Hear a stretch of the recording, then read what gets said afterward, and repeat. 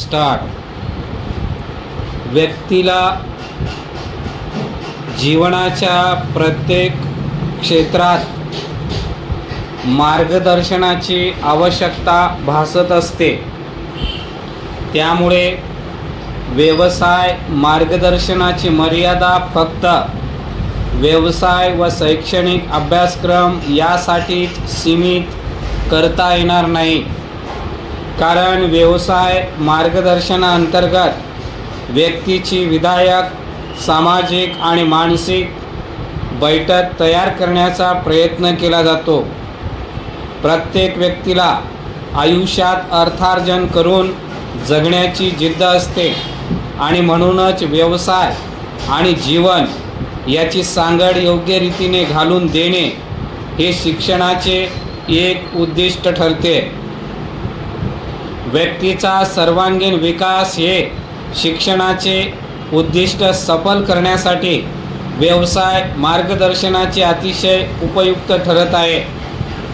राष्ट्राच्या विकासात प्रत्येक व्यक्तीच्या मनुष्यबळाचा योग्य उपयोग करून घ्यावयाचा असेल तर व्यवसाय मार्गदर्शन हे उत्तम साधन आहे. परिच्छेद.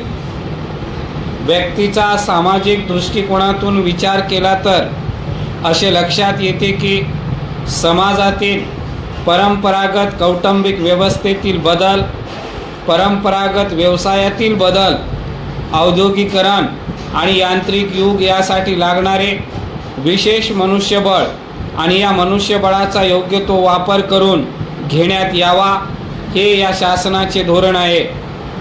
विशेष यांत्रिक ज्ञान असलेले मजूर, वाढती लोकसंख्या, बदलती नीतिमूल्ये आणि धार्मिक वातावरण, स्त्रियांचा नोकरीतील वाढता सहभाग इत्यादी कारणामुळे समाजात विविध समस्या निर्माण होत आहेत.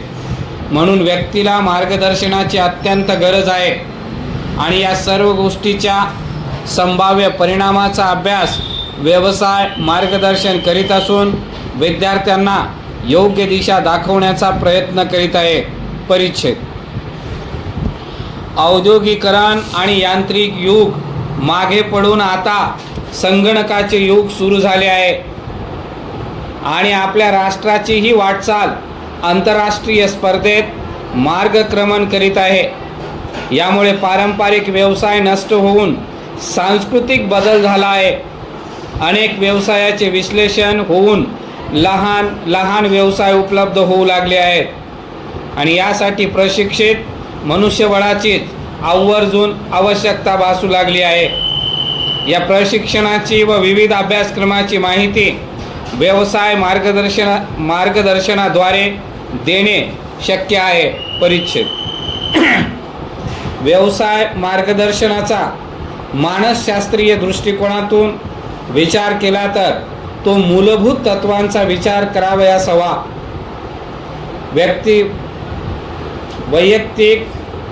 व्यक्ती चारित्र्याचा अभ्यास व्यवसाय मार्गदर्शनाचे करून कोणती व्यक्ती कोणत्या व्यवसायासाठी योग्य आहे हे ठरविणे शक्य झाले आहे. एका व्यवसाय गटातील अनेक व्यवसायांना आवश्यक असे गुणविशेषही पुष्कळ सारखे असतात. त्यामुळे एक व्यक्ती अनेक व्यवसाय गटात कमी अधिक प्रमाणात यशस्वी होऊ शकते. संपूर्णपणे अनुकूल असा व्यवसाय सर्वांनाच मिळण्याची शक्यता नाही हे स्पष्ट आहे. व्यवसाय निवडताना स्वतःला अधिक अनुकूल असा व्यवसाय गट निवडणे आवश्यक ठरते. ही निवड योग्यपणे करण्याकरिता 2 घटकांचा विचार करणे आवश्यक असते. पहिला घटक म्हणजे स्वतःचे गुण दोष व दुसरा घटक व्यावसायिक जीवनाचा परिचय. हे 2 घटक व्यवस्थितपणे न समजल्यास निवड चुकते व अपयश पदरी येते. म्हणून व्यवसाय मार्गदर्शनाची मदत घ्यावी लागते.